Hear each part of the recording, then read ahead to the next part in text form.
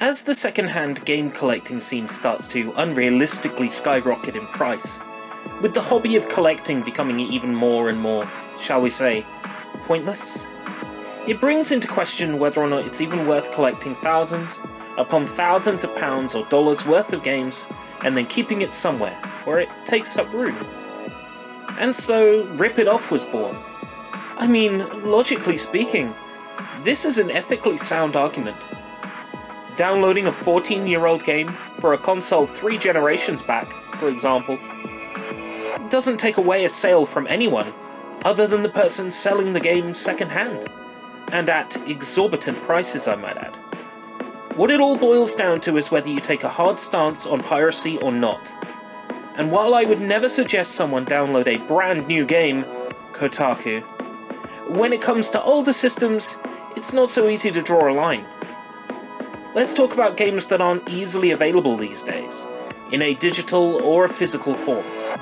Games in a state where the original publisher or rights holders don't get any money from their sales. Games that remain in limbo, without remasters or re-releases on modern platforms. In a case where a game is no longer being actively sold by its copyright holders, it begs the question, should you rip it off? Well, I wouldn't want to answer that question for you. That's a decision that is yours, and yours alone, to make. But what I can do is present you with the necessary details to make an informed decision.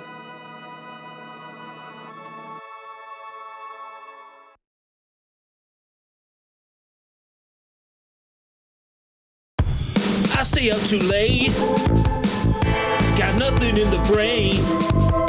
So many games I wanna play, but I don't wanna pay. I buy too many games, storage busting out the frames. Second hand always the way, but the folks who made it don't get paid. But I keep clicking download on these ISOs, cause it's pretty nice souls to have these games on an external HDD. Cause the player's gonna play, and the pirates they ain't gonna pay. But isn't that always the way, when we rip it off, second hand's always the way, but there's exorbitant prices to pay, but the folks who made it don't get paid. Should I rip it off, rip it off, just gotta rip it off, should I rip it off, rip it off.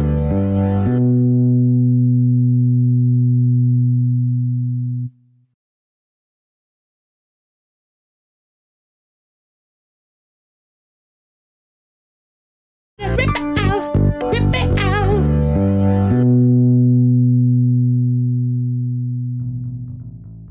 Masashi Kishimoto's manga, Naruto, is a beast. And I'm not just talking about the nine-tailed fox that is sealed inside of the main protagonist, Naruto Uzumaki, but rather the media powerhouse that the series became. The manga paved way for an animated series that lasted for far longer than it had any right to, let's be honest. Then came the sequel, Naruto Shippuden, and even a second sequel, Boruto, which goes on to tell the story of Naruto's son, Boruto Uzumaki. Then there's the films, merchandise, and of course, relevant to our topic today, the video games. On the 7th of April 2006, Ubisoft signed a licensing deal with Shueisha, TV Tokyo, Masashi Kishimoto, and Shonen Jump to develop and publish games based on the Naruto franchise. Up until then, games in the Naruto series had been published and developed by Japanese companies exclusively, but Ubisoft was sure they could deliver a game that would rival these other entries. Powered by the Jade engine, which was developed for Ubisoft's open-world title Beyond Good and Evil, Naruto Rise of a Ninja released in late 2007 to favourable reviews. I played the game back when it came out and enjoyed every second of its dense, activity-packed village hidden in the leaves. The game was developed in Canada by Ubisoft Montreal, and features all the staples of Ubisoft's open-world games. These common features include a map brimming with detail, equipment and abilities to upgrade, and especially common in Ubisoft titles, a small handful of in-game activities copied verbatim, which you need to complete over and over and over and over and over and over and over and over again. Despite containing more padding than my secondary school essays, Rise of a Ninja's unlock rate and skill development is satisfying and sufficiently gradual over the course of the game. 12 years ago, a nine-tailed fox suddenly appeared. Its tails lashed out, smashing mountains and sending tidal waves crashing to the shores. Rise of a Ninja focuses on roughly the first 80 episodes of the Naruto animated series. The story is told fast but not loose, allowing newcomers to pick up the majority of the key story beats. This means that for someone completely new to Naruto, you can experience the glut of the story firsthand, through Naruto's rise from dropout to real ninja. For series fans, however, the game doesn't offer much in the form of new character interactions or scenes. Actually, the majority of the game's animated scenes are in the form of video clips taken directly from the show. These are oddly nostalgic to watch 14 years after the game's release. I think that's a good word to use. Nostalgia is a Greek word, meaning return home, and pain. The bittersweet memories of a time when I was younger, watching Naruto for the first time, which now come flooding back to me as I play this title all these years later. As you play through the early part of the series through this game's story mode, you also have many often repeated side quests to complete. These take the form of rooftop races, hide-and-seek challenges. Told you I'd find you. Hey, I meant for you to find me. Yeah, that's it. And fetch quests. These missions help to get you acquainted with the large gameplay area as you bound around like a ball of unbridled energy. At first, the overabundance of speed-focused challenges makes Rise of a Ninja feel cookie-cutter and basic, but it truly fits the character of Naruto well. During his younger days, Naruto is a loud-mouthed, snot-nosed brat with an almost limitless amount of energy. If you knew someone who was constantly bouncing off the walls, wouldn't you give them all the tasks that require a vast amount of speed? So you'll be bounding around delivering pizzas, I mean ramen, That smells good. Thanks, Naruto.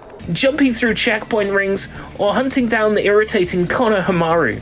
And with each activity you do, more townsfolk will open up to you. When the game begins, not one person in town is friendly to you. It's honestly kind of depressing. But as you complete tasks and help out the townsfolk, they gradually begin to take your side. When looking for where to go, you can ask friendly townsfolk for hints or guidance. There's something satisfying about seeing more and more happy faces in town the further into the game you progress. A clear indication of your hard work paying off. And it feels good to know you're helping out around the town. Naruto's story begins with his desire to be appreciated and loved, and it's a journey you get to share with him as you play through Rise of a Ninja. While exploring Konoha, you may find yourself overwhelmed by the size of it. There are rooftops to climb, wires to ride, and secret hidden areas to explore. You may find coins in the trash, behind the bushes, or on rooftops. These, along with the money you make by completing missions, can be used to purchase and improve your weapons, healing items, or purchase powerful skill scrolls. You also gain experience for each completed activity, which can be pumped into new techniques or upgrading your raw attack power.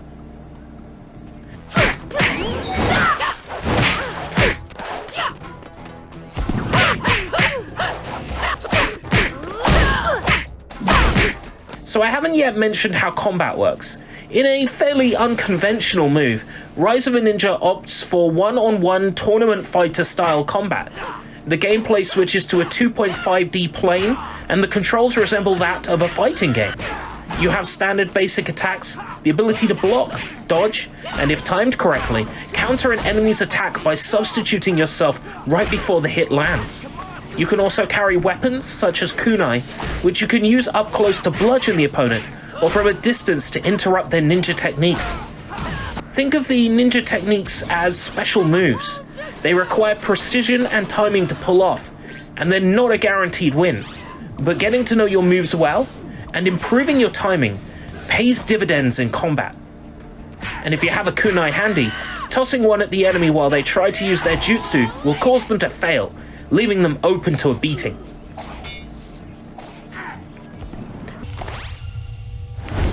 You are all worthy to be called Genin. You pass. During the story, there will be moments that have a profound effect on Naruto. These become memo clips, and they're the gamified way of dealing with the moments in the anime where a character is spurred on to win the fight by remembering something important. When a memo clip is activated, you mash a button to restore your energy, bringing you back into battle. It seamlessly integrates a trope of shonen manga into a gameplay feature, which is utterly fantastic. Also, when you're in a pinch, you might find your rage meter has filled. While in rage, you can't take any damage, so use it to turn the tide in more challenging fights. Outside of battle, you can consume ramen from your pouch, restoring your health. This is the best ramen ever! The difficulty is therefore quite manageable. If you're an expert at fighting games, you may find the game too easy. But those who aren't great at fighters will find the healing items and equipment upgrades enough to turn the table in their favor.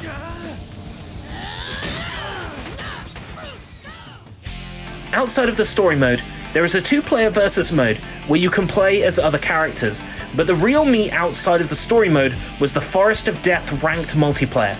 I say was, and not is, because this mode has long since been dead, even though the servers are still up. The game's DLC online multiplayer characters were delisted from the store, and the achievements linked to them were never possible to unlock legitimately due to glitches. To add insult to injury, when Ubisoft discontinued Uplay, many of its games would unlock all the Uplay rewards automatically upon booting the game.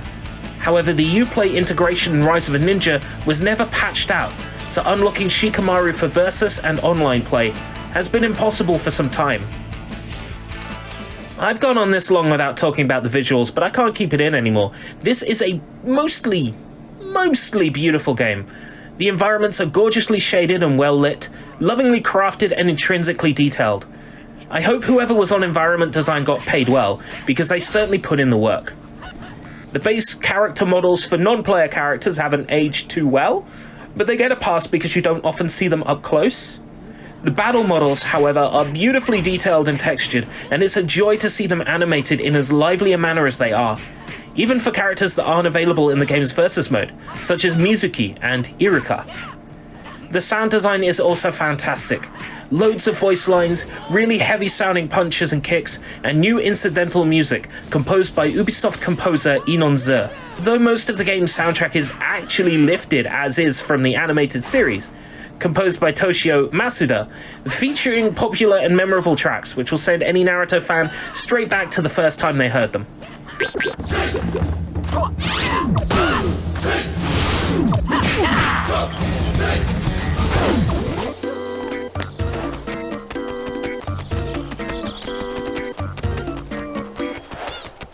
This title is absurdly ambitious for its time. Anime games didn't look this good in 2007, and along came Ubisoft pumping all their money into a Naruto title to cash in on the ongoing anime craze in the West. If I had to describe what they managed to create, I'd say they took a PlayStation 2 game and turned RTX on. It looks fantastic, but at its core, it really does feel like a PS2 game rather than something that fully utilizes the Xbox 360's true processing power. From what I hear, the sequel, Naruto the Broken Bond, is an improvement in almost every way, so that's something I'm looking forward to playing at some point. Broken Bond actually went up against the PlayStation 3's Naruto Ultimate Ninja Storm, so I'm curious to see what Ubisoft did in order to compete with that most excellent title. Bandai Namco's Ninja Storm series has seen many re-releases over the years, including on the Nintendo Switch and Xbox One, but the Ubisoft title stayed on Xbox 360, which means to this day, the only way to play Naruto Rise of a Ninja legitimately is from an Xbox 360 disc on an Xbox 360 console. If only these games were a little easier to get your hands on. Which is what leads me to the nitty-gritty. We gotta talk about collecting. And we gotta talk about piracy. Today, You can pick up Rise of a Ninja for a tenner and up. It had a wide release in the UK, US, and Australia. Ubisoft wanted this game in the home of every anime lover at the time, and published a decent enough number of copies.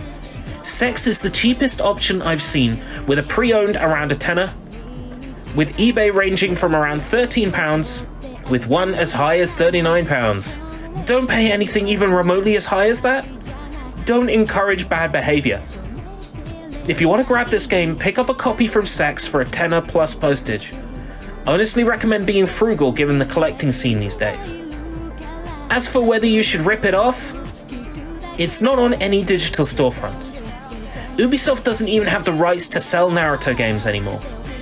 And nobody involved in the game gets even so much as a penny or a cent from the price of admission. Sure, you could argue there's still rights and IP issues wrapped up in pirating the game, but Masashi Kishimoto isn't going to have one less teriyaki udon this month because you pick up the game through not-so-kosher means. Rise of a Ninja is exactly the kind of substantial single-player game you want for those chill moments of anime bliss. And if you can't find it at a reasonable price, you can spend your bandwidth on a whole lot worse. Owning this physical doesn't provide any benefit over piracy. This phenomenal action-adventure game is a good time all around, and I recommend playing it whatever way you can. This has been the first episode of Rip It Off. Whether you're just a pirate or a collector, thanks for stopping by.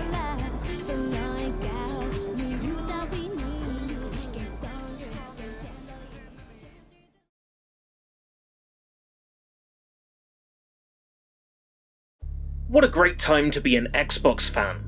Microsoft announced a further 75 titles for backwards compatibility on Xbox One and Series S and X consoles. And in doing so, they actually made the pool of games I can cover on Rip It Off ever so slightly smaller. Here are some games I intended to cover down the line, but now they're coming to backward compatibility, I can't with a clear conscience explore them for Rip It Off. 50 Cent Blood on the Sand. This third-person shooter puts you in the shoes of 50 Cent, or one of his G-Unit posse, on a trip around the Middle East, killing anybody and everybody you see, all because Fiddy fell in love with a crystal diamond-studded skull he had in his possession for all of 3 seconds. Powered by the Unreal Engine, this is Gears of War, but instead of having a chainsaw on your gun, you have a dedicated insult button.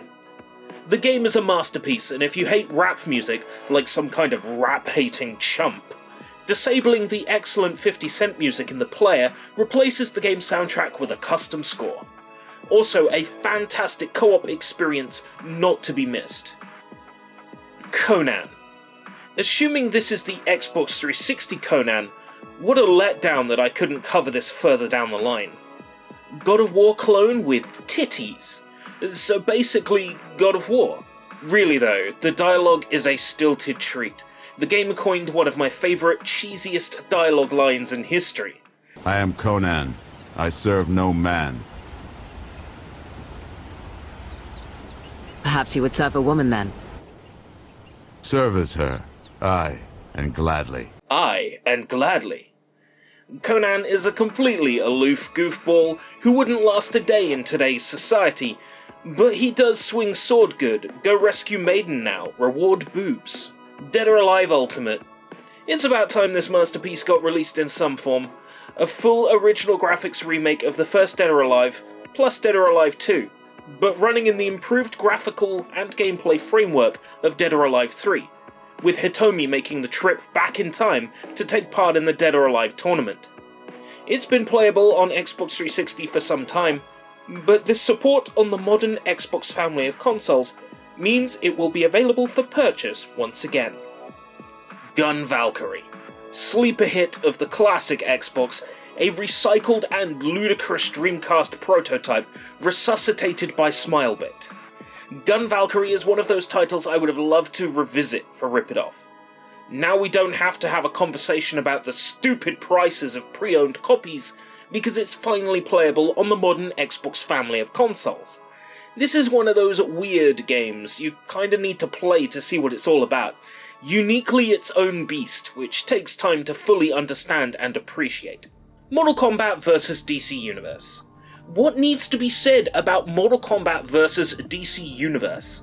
Take the excellent storytelling from the Mortal Kombat reboot, add in gritty Christopher Nolan-esque Batman and his Detective Comics cohorts, and then beat the ever-living shit out of each other as the Earthrealm and the Outworld go head-to-head with all the violence and gore you need. Well, if you were playing the PAL version, which didn't censor the fatalities and heroic brutalities. Onechanbara Bikini Samurai Squad. Well, that's one script I actually have to throw in the trash. But on the plus side, you can enjoy the jankiest, most brokeniest crap and slash zombie game ever made. Don't let the graphics fool you. This may look like a PS2 game, but guess what? It plays like one too. I'm being harsh. Underneath all the mess is a very clever, almost rhythmic hack and slash with timed critical moves. Too bad it doesn't pay off in the end, though the Orca boss fight is certainly a surreal highlight. Time Splitters 2 and Time Splitters Future Perfect. If Time Splitters is Quake, then Time Splitters 2 is GoldenEye, and Time Splitters Future Perfect is Perfect Dark. We had a tease of what Time Splitters 2 Remastered might feel like inside of Homefront Revolution, but now we can play through the entirety of these two excellent titles once again. Yes, that includes Future Perfect, an almost perfect game in all honesty. If you liked GoldenEye and Perfect Dark, but never played these two, then what the hell are you doing with your life? Overall, as I said, 75 games have just been added to backwards compatibility, and these are just a few that I had my heart set on covering for Rip It Off. On the one hand, I'm sad that I don't get to make episodes of these excellent games, but if we look at it another way, more people than ever will get to play these masterpieces, and for that, I am truly grateful. I can't imagine getting the music licenses for 50 cents was all that cheap, considering the game is loaded with his music from top to bottom. And it's not just these new games, there's titles getting FPS boosts on Xbox Series S and X consoles. Chicken Little though. Really? Really? Beautiful Katamari could have done with those extra frames, you dingus. It's not all rainbows, with Microsoft explaining that they're not looking to release any more backward-compatible titles due to licensing issues. So we still might see episodes on games such as Jet Set Radio Future or Crazy Taxi 3 sometime, assuming Sega isn't hard at work on remastering them. What do you think of the list? Anything you would have put on there? For me, Jet Set Radio Future and The Simpsons Hit and Run, for sure. Anyways, laters.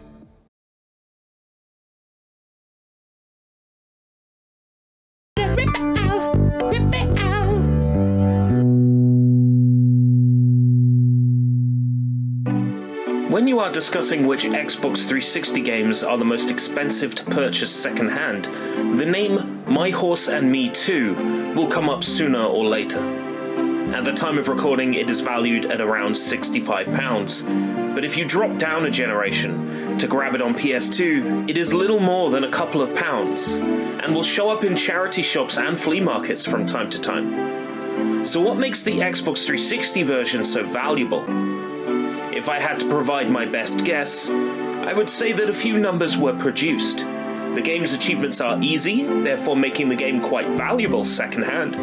And of course, it's a horse training game, designed for adolescent females, but released on the Dude Bro Shooter Racer console. Probably all factors. With its absurd price secondhand, that begs the question, should you rip it off? Doesn't it? Why spend such a ludicrous price when you could grab the game for free? Well, let's take a closer look at My Horse and Me 2, because I actually played the game from start to finish, just so you can answer this question specifically. Released in 2008, My Horse and Me 2 was the sequel to Atari's My Horse and Me.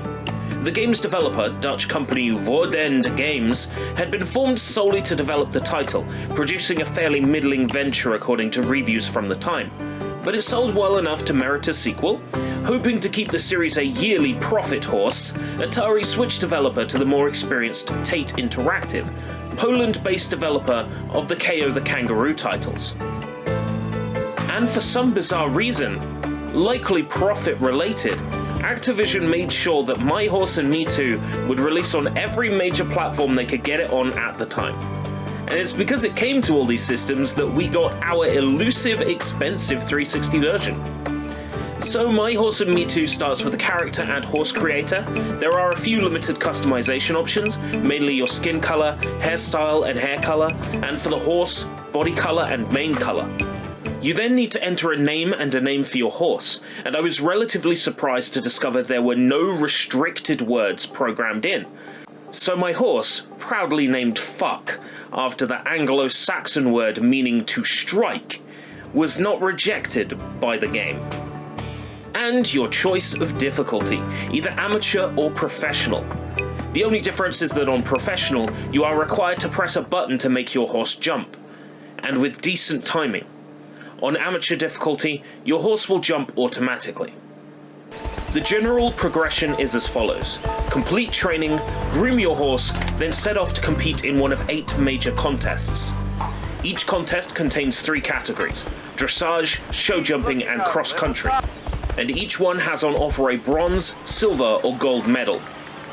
Dressage, just like the actual sport, sees you and your horse complete figures on the sand arena. I don't know the first thing about the actual sport, really I have no authority on this at all. But My Horse and Me Too seems to accurately recreate the art of dressage, with rider and horse performing a series of predetermined movements, or whatever the hell is written on the Wikipedia page. I honestly don't care, can't remember. Show jumping is precisely as the name suggests, with the rider and horse tackling a course of tricky jumps, with your timing being put to the test if you chose professional difficulty. Follow the path and jump over the posts. Do it quickly and without errors for a gold medal. The scoring in this part of the game can sometimes be pretty strict. And last is cross country, which is a galloping speed course with plenty of jumps, twists, and turns. This is my favourite event of the 3 types, as it focuses less on accurate movement and more on timing and reflexes. Completing each contest will net you a trophy, and filling the trophy cabinet is the aim of the game. Well, that, and saving the ranch in the process. I was not expecting drama and cutscenes when I started this dumb horse game, but we actually get cutscenes. Voiced, animated, choreographed cutscenes. I was blown away. They're nothing special, but I certainly was not expecting that out of My Horse and Me Too. Besides, Caitlin is dying to get me alone. Stop that, Brandon! We're second cousins! Why'd you have to tell her? There's also a bunch of minigames to unlock, called fun games, none of which are actually fun, but they're a diversion. There's also equipment and clothing to unlock, all of which are tied to various events or hidden in side presents dotted around the game world. The minigames take the form of balloons that fly around you, but all I can think of is Diddy Kong Racing, and how I wish Taj would just show up on his magic carpet and whisk me away to a much better game. This is for you. It's very clearly a game developed with the PS2 in mind, ported as is to the Xbox 360 with minimal work, but the game still has the Eurojank charm. Character models look zany and a little off. The environment has unrealistically blue skies and rivers, and luscious green grass that makes you dizzy if you look at it for long enough. And little butterflies, and other post-processing that gives the game an unearthly feel. And it doesn't help things that all of the game's music, courtesy of Darius Spook, is like something you'd hear in Puzzle Quest or some fantasy role-playing game, at complete odds with the actual game.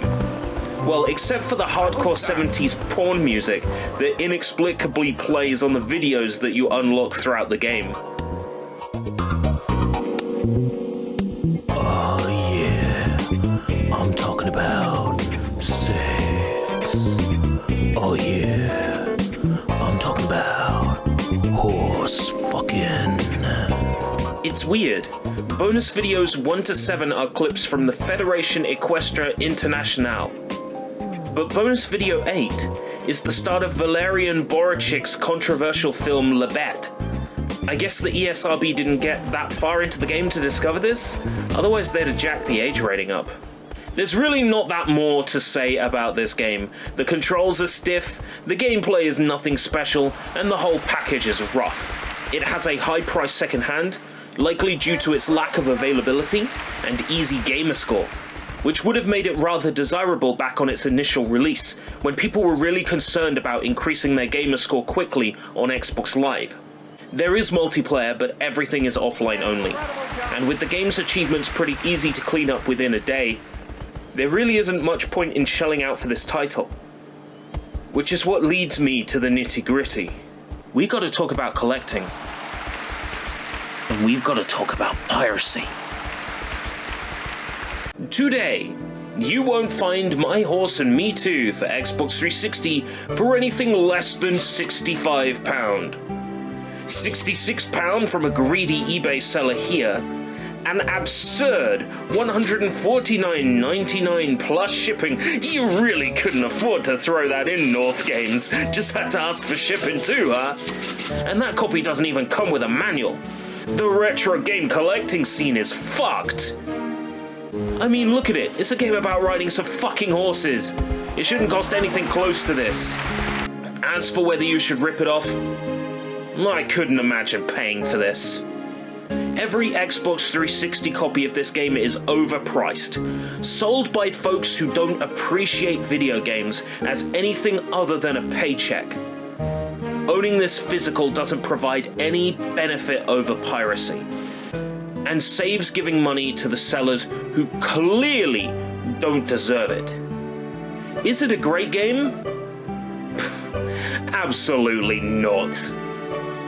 But the very idea of paying £65 or more to someone who doesn't even care what the game contains, or what it's actually like, is I wouldn't ever give money to such scammy, disgusting troglodytes. I'm not saying I'm the authority on what you should spend or shouldn't spend on secondhand games. I've spent a lot of money on rare video games over the years, including securing a pristine copy of Tengai Makio Jiraiya from Japan earlier this year. I know when a price tag is justified, and in this case, it really isn't. If this looks like something you'd want to play, there are modern alternatives on current systems. Whether you're a pirate, or just a collector, thanks for stopping by.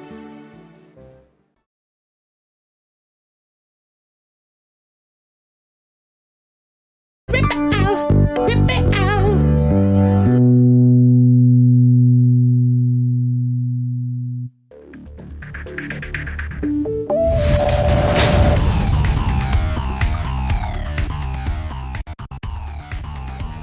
It's no surprise that games based on popular franchises often get forgotten, or can't be re-released in the current gaming climate. It's those pesky licensing fees. Once a game is delisted from stores, and no longer supported by its publisher, price plays a big factor in whether or not you should rip it off, you know? I wonder what that bulking point is for you. At what point does price factor into that decision-making process? This game may not be worth ripping off, nor is it the most interesting game out there, but it's still fairly cheap to grab. Let's see if it is a curiosity worth taking a look at. This is Cartoon Network Punchtime Explosion XL, released for Xbox 360, PlayStation 3 and Wii in 2011 and 2012 in Europe and Australia. It is an enhanced port of the 3DS title released within the same year, adding a bunch of new unlockable characters and video clips, but little else. It is heavily inspired by a long-running Nintendo multiplayer brawling game franchise, where their top IPs face off to see who is the strongest. Same concept, but with Cartoon Network properties. Developed by California-based Papaya Studio, it would serve to be their last video game before they were liquidated. Seems absurd. They stated on their website for years that they owned their own office premises in Orange County and were financially stable with a healthy cash reserve. I genuinely want to know what happened to Papaya Studio. Their website could no longer be viewed as of March 2015, and up until that, it still listed the 2011 Punchtime Explosion as coming soon. Did the game bankrupt them? It's a similar fate for the two publishers. Crave Games published the title in the United States, and in the UK the game was published by OG International, both of which published very little else after this game before effectively closing their doors. Makes me wonder if this game bankrupted them too. Oh, the Wikipedia article for Punchtime Explosion has erroneously stated that Deep Silver was the UK publisher for this title, since an edit in August 2011. I went through the edit history, you know. Found out who added that to the article. It was added by a creepy foot fetishist. No, really, I googled their name. They use the same handle on Wikipedia as they do on Twitter, Tumblr, and Fur Affinity. You better believe I had a laugh at their expense. I don't know, man, I'm having a real hard time finding Deep Silver as publisher here on the back of this box. But maybe that's because my brain hasn't been scrambled from sniffing a whole bunch of stinky feet. During editing, I found out that they were the publisher for the 3DS version. So, sorry, Mr. Weird Creepy Furry Guy. Tangent. There's a reason for that, actually. There really isn't much to say about Punchtime Explosion XL, so I'm trying my absolute hardest to stretch this out. There are 17 characters in story mode, a further 8 unlockable. That's a respectable 23, each with their own attacks, animations, and special moves. The story takes you through 9 Cartoon Network show worlds: Chowder, Ben 10, Flapjack, Kids Next Door, Powerpuff Girls, Foster's Home for Imaginary Friends, Dexter's Lab, The Grim Adventures of Billy and Mandy, and Samurai Jack.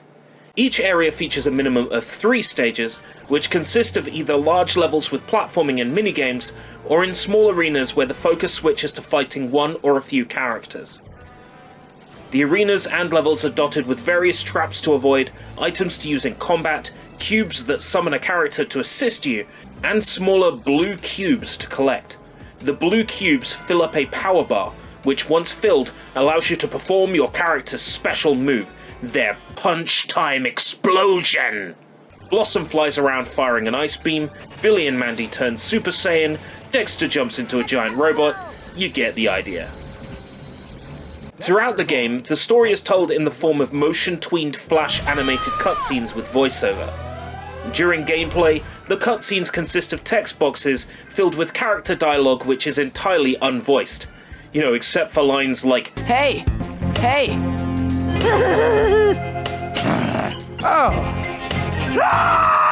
The storytelling is lazy and uninspired, a waste of the crossover's amazing potential. But that's not why you play a game like this one, right? You just want to see character from show A beat up someone from show B. I did get a chuckle from the ending, however, where thanks to Chowder's fart, all 5 elements were brought together at last, allowing our cast of unlikely do-gooders to summon Captain Planet. You know, the Captain Planet. He's a hero, gonna take pollution down to 0. In short, the story mode is at best a diversion, and at worst, a waste of time. But if you hold any fondness for Cartoon Network and its shows, it's worth playing through at least once. Even its dumb toilet humor and forced plot contrivances manage to smirk from me. It might be fun to play this in co-op with up to 3 other people, but do keep in mind that it is couch only, no online modes. I managed to beat the story mode within the space of a day just casually playing, and that's enough for me. I simply don't care enough to get all the achievements. Certain stages have timed achievements tied to beating them quickly, but most of the achievements outside of story mode are luck-based, and you might spend a while trying to get them. Not hard, just time-consuming. The game can reach 60 frames per second when there is almost nothing on screen, otherwise it performs poorly. Had this game come to Xbox One, it might have been able to make use of frame boost features. But as it stands, the game is being held back by the age of hardware it was designed for. And it's not exactly the most sturdy game either. By complete accident, I did find a repeatable fatal error, which had me laughing my ass off the first time it happened.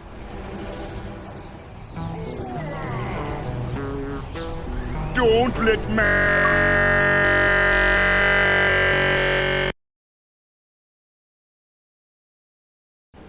Still racking my brain over why it happens, though. Something to do with the game trying to respawn you in an unloaded area, I think. Don't know why it makes it shit the bed so hard, though. With no online, only one unlockable outfit for each character, a few miscellaneous cartoon clips, and some middling arcade-styled modes, Punchtime Explosion XL is a neat curiosity, but little more than that. But as of now, it's still dirt cheap secondhand. Which is what leads me to the nitty-gritty. We gotta talk about collecting.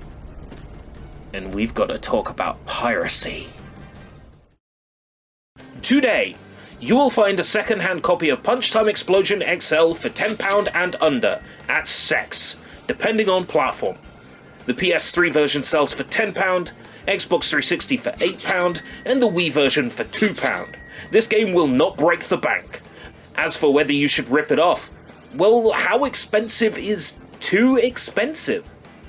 It is true that owning the game physically doesn't provide any benefit over piracy, but it's not like we're dealing with greedy sellers this time around.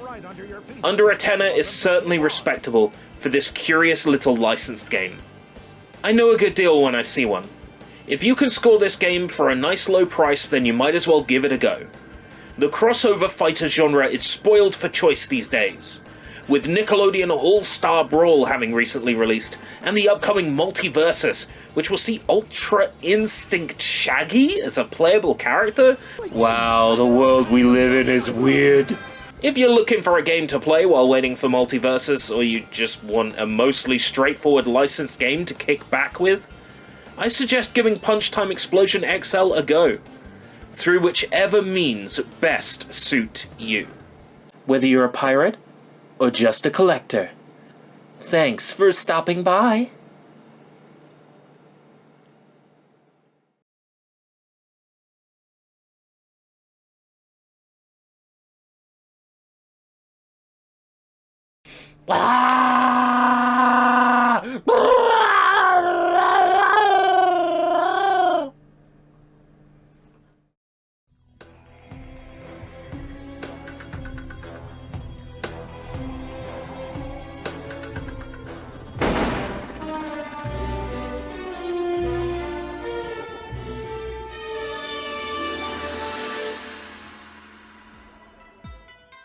Someone who's had a remarkable level of consistency when it comes to video games is James Bond, Agent 007, of Her Majesty's Secret Service, the international man of mystery. No way, that was Austin Powers, and his track record is... it's bad.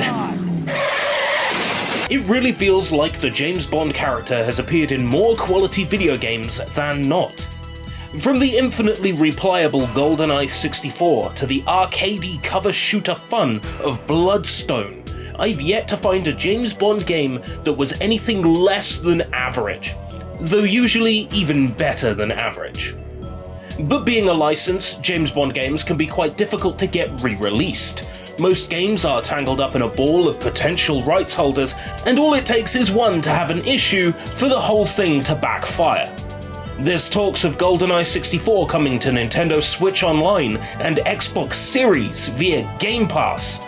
Given how hard the Xbox Live Arcade port fell from a rights perspective, I find that hard to believe.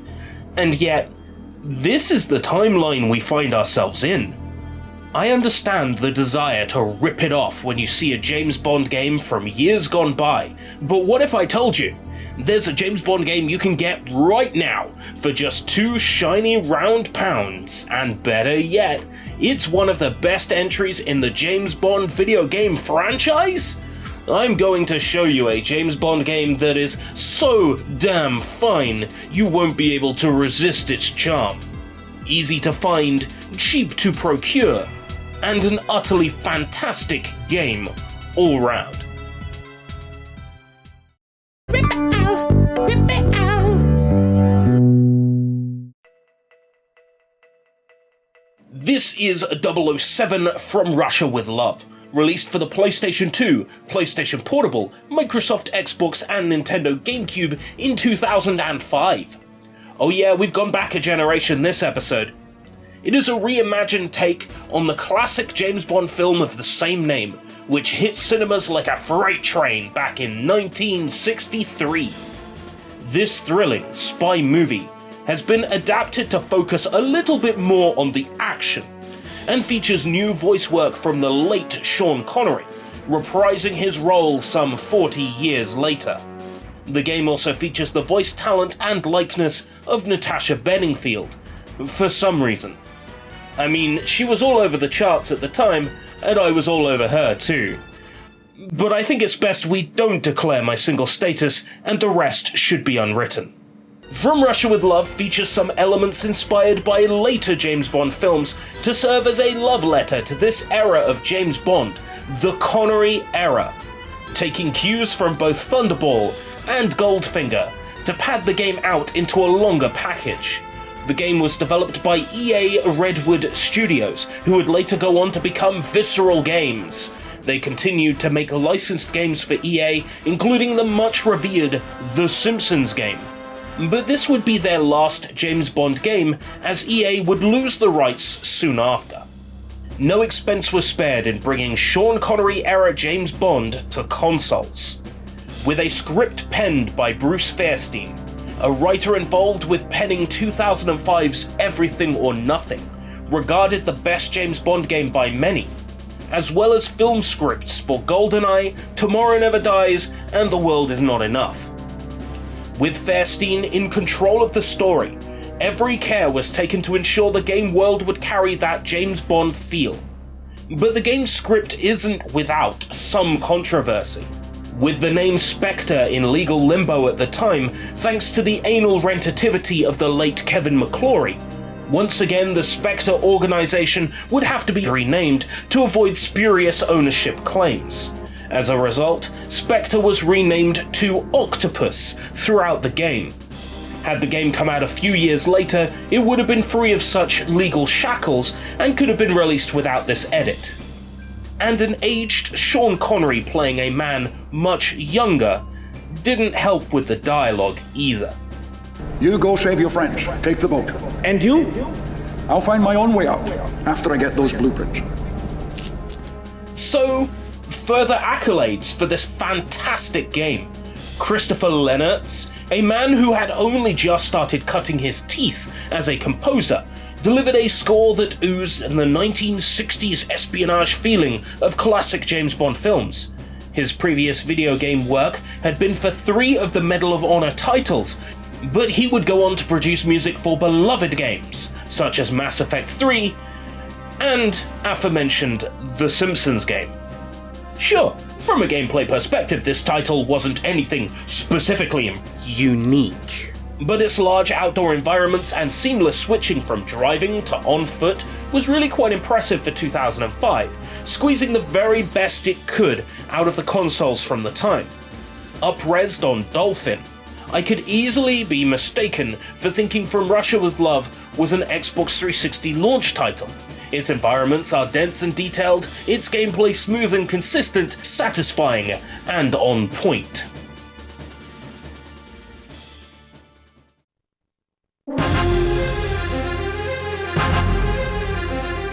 The story is as follows.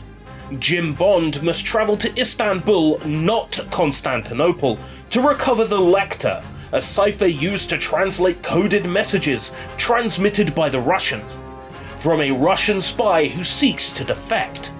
It's not all plain sailing, as in Bond fashion, one double cross leads to another, each ending in a more thrilling standoff than the last.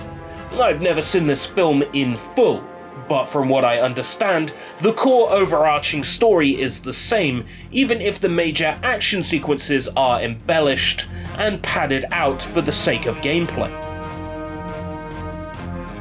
Assuming the role of Bond, you have access to weapons and tools in order to defeat your enemies.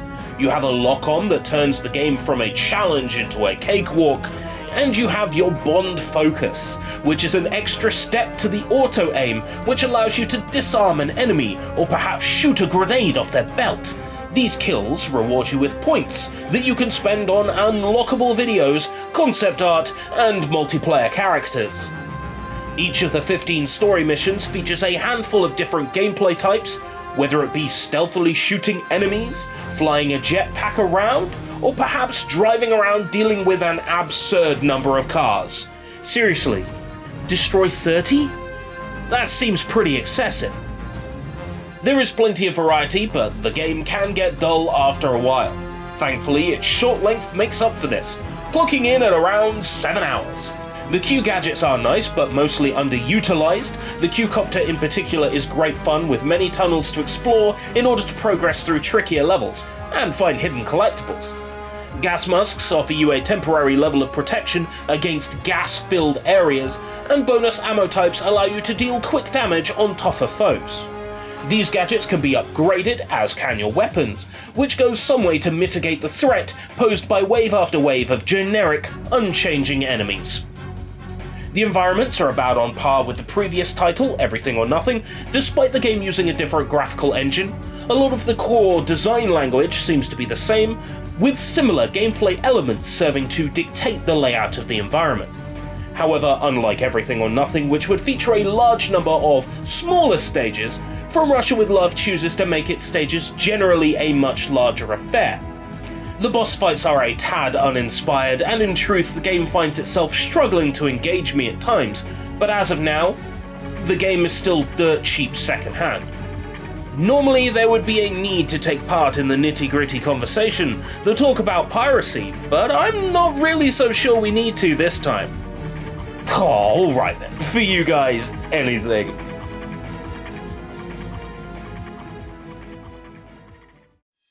Today, you will find a second-hand copy of From Russia with Love for £12 and under at Sex, depending on platform. The GameCube version sells for £12, the Xbox version for £3, and the PS2 version for just £2. Or the PSP version, a fairly impressive conversion to the handheld, will set you back just £3. I get the feeling these prices may climb as retro games become more valuable. But at this time, From Russia with Love will not break the bank, even though eBay prices can be slightly higher, because their eBay prices do keep that in mind. As for whether you should rip it off, well, how expensive is too expensive? It's true, the game is cheap, but during that era of gaming certainly, with few titles even featuring online play of any sort, and without achievements or other external factors, it's even harder to justify owning a game when you're a few clicks away from a direct download. It is true that owning this game physically doesn't provide any benefit over piracy, but it's not like we're dealing with greedy sellers this time around.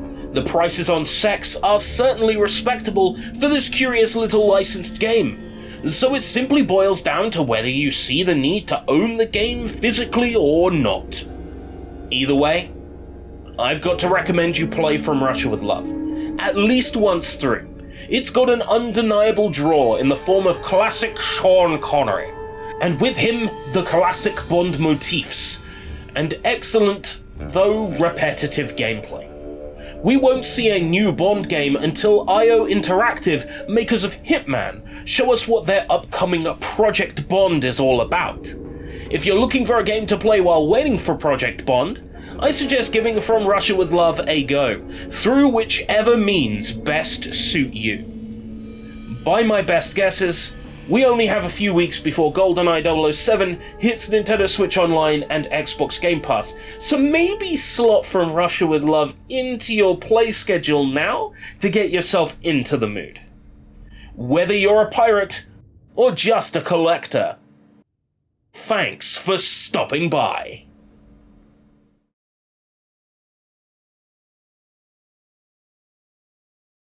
El Chavo Kart es un juego del que quizás no hayas oído hablar si vives fuera de México o en ciertas partes de Europa.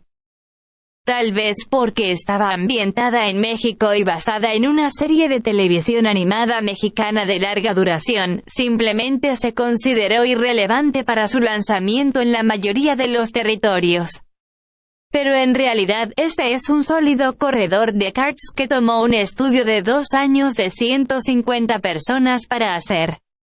Si hay que creer en el artículo de Wikipedia y su falta de citas. Dicho esto, ¿el precio de segunda mano del juego compensa la pasión del desarrollador? A un precio base de $50, eso plantea la pregunta, ¿deberías robarlo? No es así. ¿Por qué gastar un precio tan ridículo cuando puedes obtener el juego gratis? Bueno, echemos un vistazo más de cerca a el Chavo Kart y veamos si este corredor de karts realmente puede hacer frente a sus contemporáneos. Una vez que hayamos visto lo que el juego tiene para ofrecer, es posible que tenga la información que necesita para tomar una decisión informada. Lanzado en 2014, el Chavo Kart apenas pasó la línea de meta para la generación de consola prevista. Siendo una de las pocas alternativas a Mario Kart en Xbox 360 y PlayStation 3, y con personajes queridos de la televisión mexicana, era de esperar que el juego fuera un éxito. Honestamente, la información de ventas no está realmente disponible, al menos por lo que he podido ver, por lo que es muy difícil decir si el juego funcionó bien o no. Como se indicó anteriormente, este juego presenta los personajes y escenarios de El Chavo animado. La serie se basó en la comedia de situación de la vida real El Chavo del Ocho, aunque después de que se adaptaran algunas de las historias más populares, la serie animada buscaría desarrollar su propia identidad. Funcionó de 2006 a 2014, demostrando ser bastante popular, duró 7 temporadas y continuó transmitiéndose a través de sindicación. Desafortunadamente, aunque la serie animada ganaría un programa hermano en la forma de El Chapulín Colorado animado, el grillo cereza no aparece en el Chavo Kart. Habría sido divertido verlo montando una roca espacial antigravedad en lugar de conducir un automóvil. El propio Chavo es un niño pobre, nadie lo quiere, es solo un niño pobre de una familia pobre. Él y su pandilla de inadaptados están causando travesuras. Como el estadounidense Dennis Damenes, hasta en las travesuras y el tipo de bromas que hacía. El programa obtuvo un doblaje en inglés en el servicio de transmisión Cablean, propiedad de Splash Entertainment. No se preocupe si piensa, ¿quiénes son todas estas personas? ¿Qué diablos estoy mirando? Porque honestamente yo estaba en el mismo barco. Y quiero decir, todo lo que realmente necesitas saber es que estos personajes son extremadamente populares en su país de origen. Esto sería como Japón haciendo una Bizarre Karting Adventure de JoJo. Entonces, el Chavo Kart se desarrolló en Unreal Engine 3, que en el momento del lanzamiento del juego estaba un poco anticuado. Me refiero a que Gears of War salió en 2007 y este juego salió en 2014, pero las herramientas y la tecnología que entendían entre sí bastante bien. En este punto, déjame decirte que, mecánicamente, este es un corredor de karts bastante robusto. A veces un poco flotante, ocasionalmente falla la colisión, pero cuando la carrera es buena, es buena. Me recuerda a Sonic y Sega All Stars Racing. Buena posición de la cámara, excelente vista de la pista por delante. Los artículos son fantásticos. Tu kart racer no es un kart racer sin artículos. Tienes tus bolas de bolos estándar para disparar, minas para lanzar, una almohada para protegerte como un escudo. La mayoría de los elementos se pueden disparar hacia adelante o hacia atrás, lo que te brinda algunas opciones tácticas genuinas. ¿Sabes lo que es realmente genial? Digamos que alguien te dispara el caparazón azul de este juego, el avión de papel. Si tienes una bocina de aire o una almohada, puedes neutralizar el ataque. Al igual que usar la invisibilidad en Snowboard Kids para evitar un tiro significa que un jugador de alto nivel puede mantener la ventaja sobre él. Nada peor que el combo de rayo de estrella azul en Mario Kart que te envía de 1 a 8. Tienes todas las habilidades y algo más. Deslízate detrás de los oponentes para ganarles, y puedes embestir a otros conductores para sacarlos de curso. Pero también encontraron tiempo para agregar un sistema de derrape fácil con múltiples niveles de impulso, que te da la impresión de velocidad, la sensación de control, y eso, en un corredor de karts, es muy útil. Los cursos, aunque no estoy familiarizado con el material de origen, son asuntos llamativos, brillantes y detallados. La luz del sol brilla a través de los árboles en la playa, usted se desliza bajo el agua a través de túneles para ver los peces y el fondo del océano a su lado, o atraviesa un desfile aéreo rebotando en globos aerostáticos. El curso ocasional te recuerda a un arquetipo de Mario Kart como el nivel Bowser's Castle, Rainbow Road, pero en realidad este juego tiene su propia identidad en algún lugar entre Mario Kart y Sega All Stars, con escenarios que quizás no encuentres lugar en Samba de Amigo. Si bien musicalmente no hay mucho sobre el que escribir sobre el juego, la actuación de voz en español del elenco de la serie animada es pintoresca y divertida de escuchar. Estoy seguro de que a los fanáticos de la franquicia les encantaría escuchar a los personajes del programa parlotear durante el juego. Todos están recreados bastante fielmente, por lo que puedo decir, encuentro que el estilo es bastante agradable de ver. Los modelos de personajes se ven geniales, pero a veces pueden perderse en el caos. Sí, el caos parece exacto. Los cursos pueden volverse bastante locos. En cada vuelta consecutiva, los peligros del recorrido se vuelven más pronunciados y aumentan en número. En la primera vuelta, puede que tengas que esquivar algunos proyectiles. En la segunda vuelta, aumentan de tamaño y hay un par más. En la tercera vuelta, realmente vienen por ti y debes asegurarte de que tus habilidades de derrape estén en su punto. Al final de cada carrera, se te califica según tu estilo de juego y el juego te dice en qué eres mejor.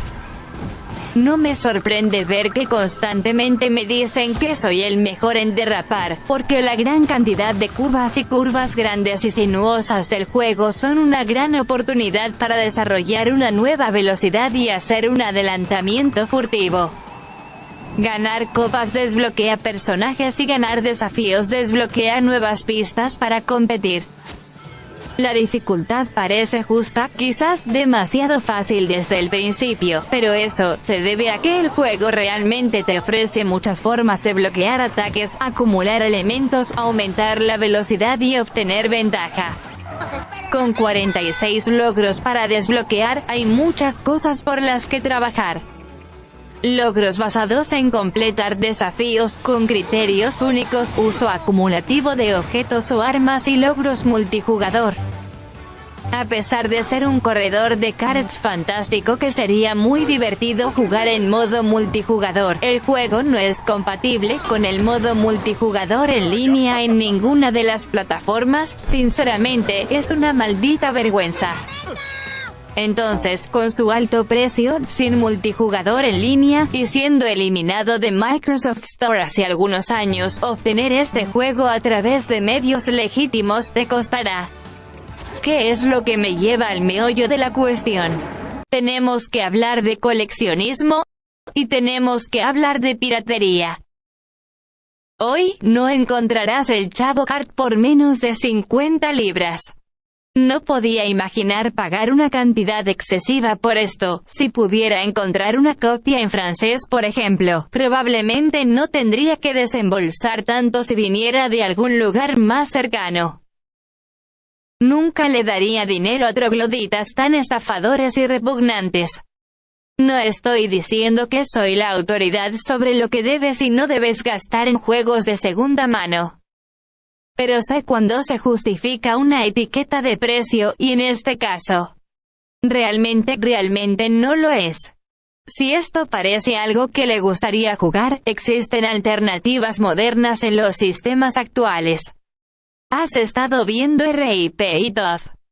Ya seas un pirata o simplemente un coleccionista, gracias por visitarnos.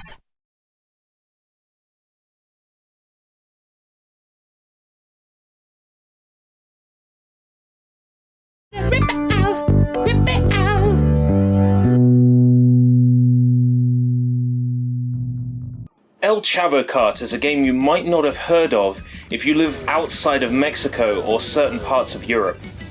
Perhaps due to being developed in Mexico and being based on a long-running animated Mexican television series, it may have simply been deemed irrelevant to release in most territories. But in actuality, this is a solid kart racer that took a studio of 150 people over 2 years to make. Well, if the Wikipedia article and its lack of citations are to be believed. With that said, does the game's second-hand price make up for the developer's passion? At $50 base price, that begs the question, should you rip it off? Doesn't it? Why spend such a ludicrous price when you could grab the game for free? Well, let's take a closer look at El Chavo Kart and see if this kart racer can truly stand up against its contemporaries. Once we've seen what the game has to offer, perhaps you will have the information you need to make an informed decision. Released in 2014, El Chavo Kart barely made it past the finish line for its intended console generation. Being one of the few alternatives to Mario Kart on the Xbox 360 and featuring beloved characters from Mexican television, you would expect the game to have been a hit. Honestly, the sales information isn't really out there, at least as far as I've been able to look, so it's really hard to say whether the game did well or not. As stated previously, this game features the characters and settings from El Chavo Animado.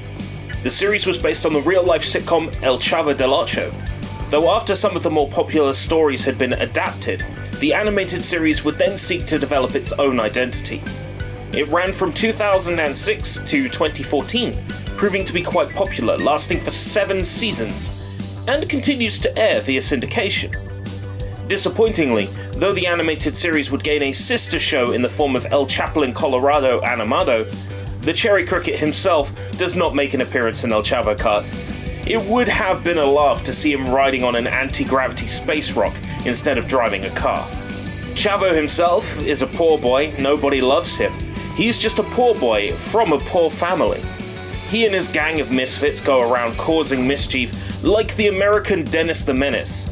The show did get an English dub on the Splash Entertainment-owned Kabillion streaming service. If the game is played on an English language system, the game will use the names from that dub, so Don Ramon becomes Mr. Raymond, Popis becomes Phoebe, etc. Don't worry if you're like, who the hell are these people? What the hell am I looking at? Because honestly, I was in the same boat. And I mean, all you really need to know is that these characters are extremely popular in their home country. This would be like Japan making a JoJo's Bizarre Karting Adventure. So El Chavo Kart was developed in Unreal Engine 3, which was at the time of this game's release a little dated. I mean, Gears of War came out in 2007, and this game was 2014. But the tools and technology were pretty well understood at this point. Mechanically, this is a pretty damn sturdy kart racer. Sometimes a little floaty, the occasional what the fuck collision glitch, but when the racing is good, it's good. Reminds me of Sonic and Sega All-Stars Racing. Buena posición de la cámara, excelente vista de la pista por delante. Items are fantastic. Your kart racer isn't a kart racer without items. You have your standard bowling balls to shoot, mines to drop, a pillow to protect yourself like a shield. Most items can be fired ahead or behind, giving you some genuine tactical options. You know what's really cool? Someone fires this game's blue shell, the paper airplane, at you. If you have an air horn or a pillow, you can neutralize the attack. Like using the invisibility in Snowboard Kids to avoid a shot. It means a top-level player can maintain their lead. Nothing worse than the blue shell Starman Lightning combo in Mario Kart, sending you from 1st to 12th. You have all the abilities and then some. Slipstreaming behind opponents to gain on them, you can ram into other drivers to knock them off course, but they also found time to add in an easy drifting system with multiple boost levels, giving you the impression of speed, the feeling of control, and that, in a kart racer, goes a really long way. The courses, while I am unfamiliar with the source material, are gaudy, bright, detailed affairs.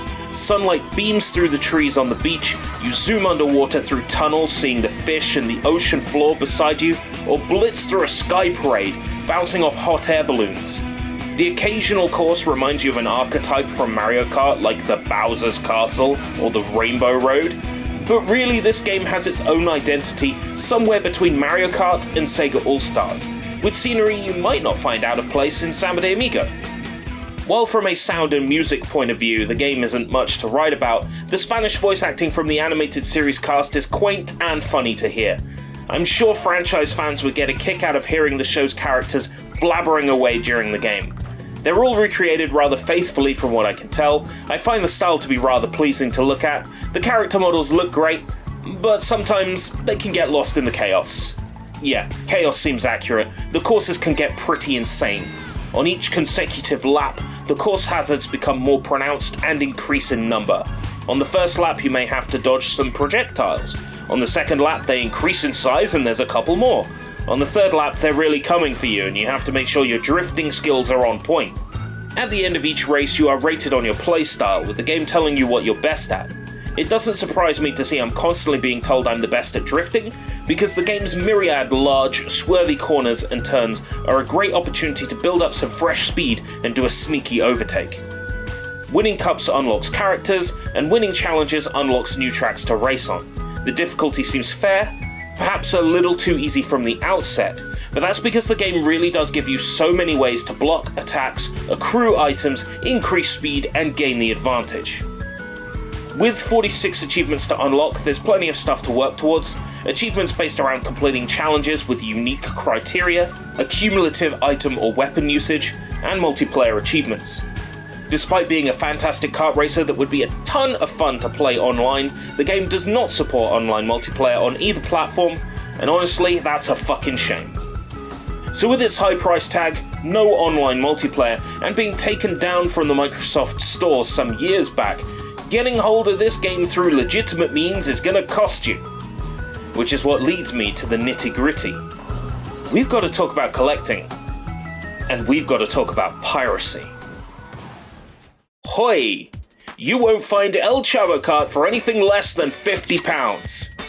eBay is the only place you can go to grab this here in the UK, and that means you're at the mercy of eBay prices, and these prices, they're merciless. Oh, and most of these listings are in the US or Mexico, so expect the shipping to be horrendous. If you want this game through kosher means, you're going to have to pay up, and you're going to have to wait for it to arrive. I couldn't imagine paying an excessive amount for this. If I could happen upon a French copy, for example, I probably wouldn't have to shell out quite as much, with it coming from somewhere more close by. The game did get a release both there and Brazil, under alternative titles. I can't say for sure that every copy of this game is overpriced, but all the ones I've seen, they really, really are. I doubt they're sold by folks who appreciate how good a kart racer this game really is. Nah, just more collectors and sellers, for whom video games are just a paycheck. Owning this physical doesn't provide any benefit over piracy, and pirating the game saves giving money to sellers who are asking for just a little too much. Is it a great game? Honestly, I would dig this if it were £20 down at my local sex. But the very idea of paying at least £50 or more for this is simply too much. And then I can imagine that money going to someone who doesn't even care what the game contains or is actually like. I've said it before and I'll say it as many times as I need to. I wouldn't ever give money to such scammy, disgusting troglodytes. I'm not saying I'm the authority on what you should and shouldn't spend on secondhand games, but I know when a price tag is justified, and in this case, it really, really isn't.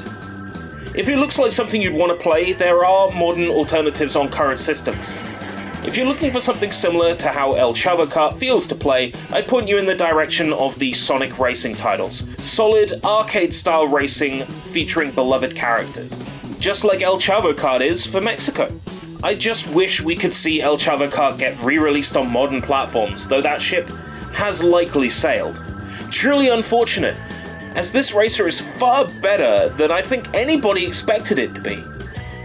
If you can check it out, regardless of the means of doing so, I think you'll get a kick out of its simple and engrossing gameplay. You've been watching Rip It Off, whether you're a pirate or just a collector. Thanks for stopping by.